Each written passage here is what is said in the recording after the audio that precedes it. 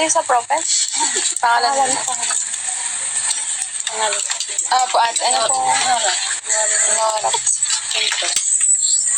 Intos po. Quintos. Quintos. Nora Quintos. Ilang taon na po kayo na 52. 52. Ano po yung ano nyo na pinagkakabalahan or trabaho? Nag-aalaga ako ng apo. Ay, ate. Oo. Okay. Dati sa kaso. Yung po. Yung mama po nung bata. May asawa pa po kayo? Nagtatrabaho din po siya. Ano yung sa bubukit? Opo.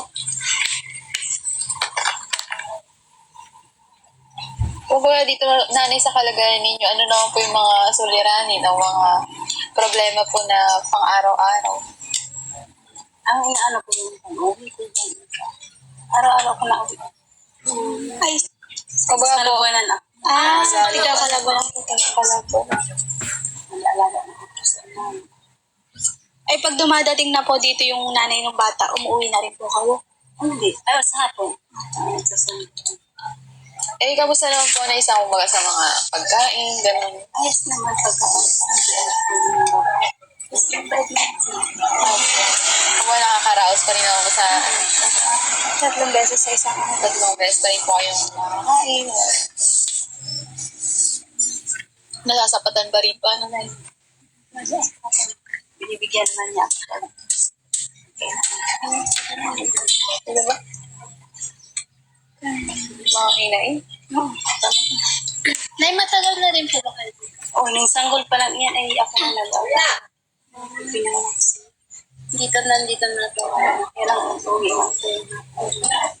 Yung Yung sanggol iyan, ano, yung biyernes. Bakit itong tinatayan din po ng lupa nila na yun? Sa kanila na rin po. sarili po. Ano? So, pinatayo lang sila yun. Pinatayo. Yung wala rin pong permanenteng pagtatayuan ng bahay. Ninang nila yun. Mabait din po, ano? At Nako. mabait. Ano yung pangalan? Ano yung may lupa? Ay, ano pong pangalan na yun ng ano? Ng ano? Ang anak ko. Lorna po. Domingo. Domingo na siya.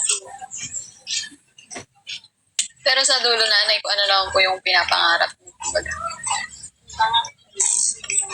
Makatapos yung ano. Ay, Ano ilan? yung pinag-aaral po kayo? Ilan po ba sila? Bali, 4. Po, may college na rin.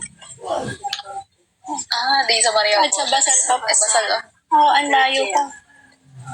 Yung 3 maliit. Di ba, po ilang years na. Tapos grade 6, grade 3.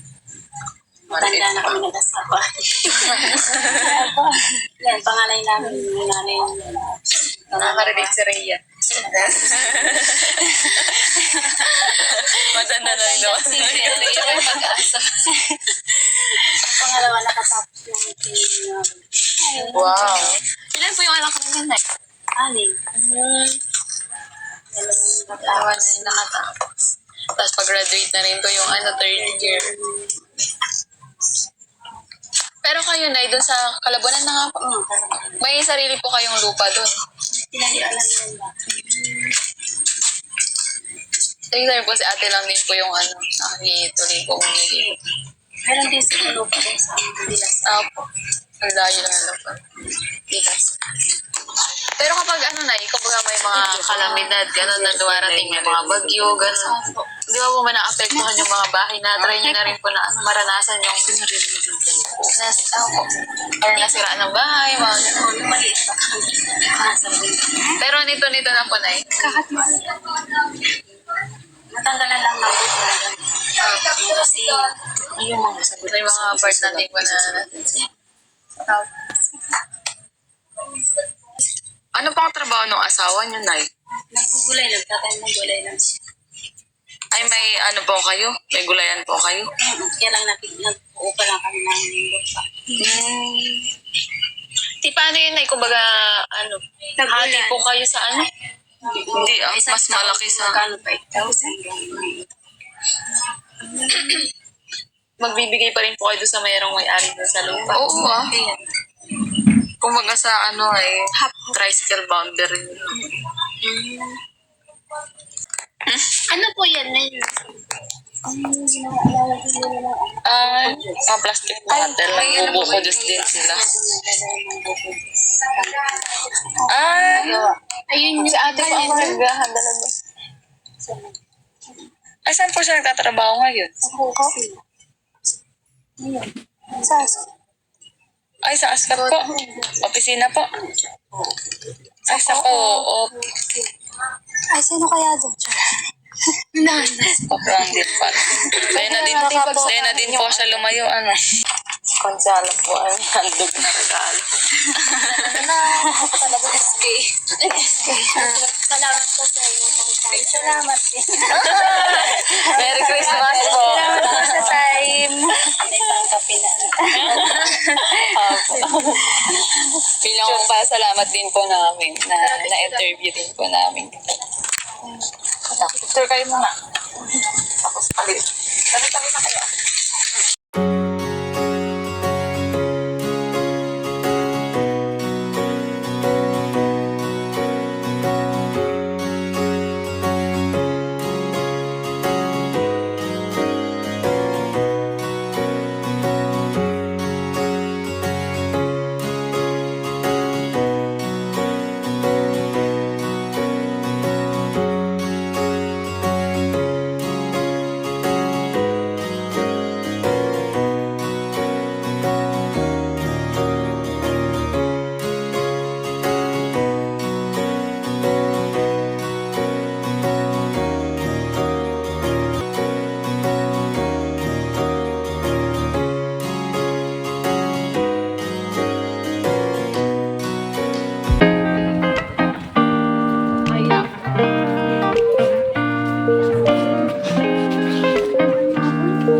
Ating tulong para ngayon ay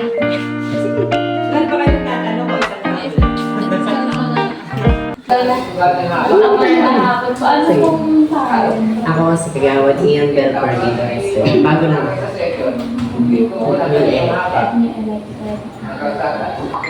Ano po yung mga, bilang isang barangay official po na sa inyong komunidad, ano po yung mga steps na ginagawa niyo para nang sa ganun po ay makatulong po sa pag-decrease ng kahirapan? Well, actually, hindi yung kahirapan naman ginawa ko na kahit sa probinsya.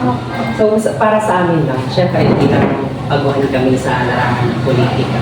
Siguro, mas maganda kung sarili natin magsisip. Dapat tayo nag-isip kung paano tayo iulan yung sarili natin. Hindi natin dapat iasa sa barangay o sa anumang government institution. Kasi at the end of the day, bilang tayo sarili natin, tayo pa rin ang tatayo at tayo pa rin ang papakain sa sarili nating pamilya.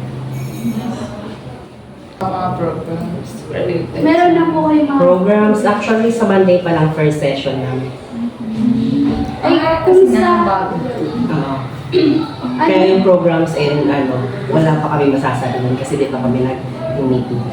Paano ba sa inyo, ano po yung sa tingin niyo may suggest mo po? Sa kahirapan, I think siguro mas maganda kung i-focus natin sa education. Kasi pag na-educate natin lahat ng bawat pamilya, sila mismo ang tutulungan nila sa sarili. Kasi pag sa yung mismong kahirapan kasi ang pagtutuunan natin, syempre may mga time na mahirap ako, parang itutuon na lang nila yung isipan nila na mahirap ako. Pero pag in-educate natin sila na, ba't di ka magtrabaho ng sarili?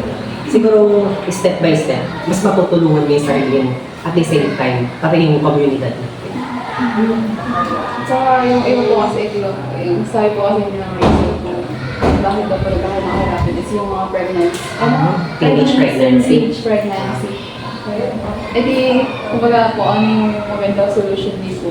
One factor ng teenage pregnancy, I think siguro din naman siya in line sa kahirapan. Nagiging, na lang kasi, nagiging panangga, ano tawag yun? Basta parang ano na lang din ng kabataan para tumakas sa responsibilidad sa kanilang pamilya. Halimbawa, pag panganay ka, pag inatang sa yung responsibilidad ng magulang, parang sa gusto mong takasan na lang yung responsibilidad. Yun na lang yung nagiging naisip kong paraan. Hindi nagiging way mo po paano makatapos dito. Ano course? Edo po. Core. Lahat kayo Filipino major. Elementary. Subject lang. Great. Anong year niyo? Second year po. Second. Ako rin kasi kumawa ng units ng education. Kaya license teacher. Ay, Bibiglang mapasa. Ano mo mapapalya sa amin? Tingnan naman. Kung gusto niyo talagang ginagawa niyo, well, sinasabi naman na wala naman talagang madaling course. Lahat ng course kinahihirapan. As long as may nasa puso kung anong gusto mo, ilaban niyo lang. Kaya pag nagsimula kayo, huwag na kayong pumilito. So bilang bagong anak ko, ano po yung naging Plataform lang, nung narampay niya ako, ang sinasabi ko, hindi ko ako mahilig mga ako. As long as tumayo ako, hayaan niyo ako maging boses at lakas ng ating barangay. Yun lang ako. Mayroon kasi mga ako. Yun lang po kasi yung Ayun lang, pinaka-pinaka po. Kung ano po yung may recommend yung solution para dun sa problema. Mga problema po na kinakaharap dito sa community. Eh, yun po. Nakuha niyo naman yung sagot ko. Opo. Okay sa ACADS pero sa CAD yan stress.